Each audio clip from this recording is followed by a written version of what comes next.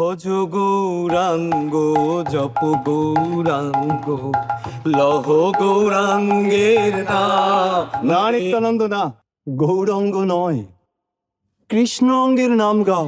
নবদ্বীপের প্রতিটি ঘাট মুখর হয়ে উঠল হরিধ্বনিয়ার শাঁখের আওয়াজে। কোন অলৌকিক উপায়ে তোমার মায়ের গর্ভ সঞ্চার হয়? কি বললেন?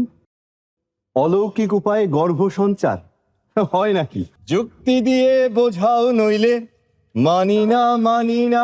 যা খুশি তাই বললে আমরা মানি না, মানি না। লক্ষ কোটি মানুষ, তাদের লক্ষ কোটি সুখ, লক্ষ কোটি দুঃখ, কিন্তু সুতো একটাই।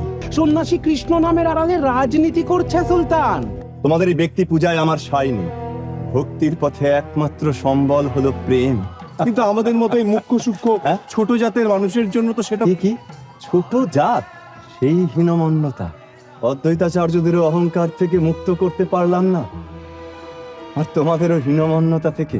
সাগর থেকে পাহাড় এক সূত্রে বাধা পড়ে যায় সুলতানের শাসনের চাবুক ছাড়া।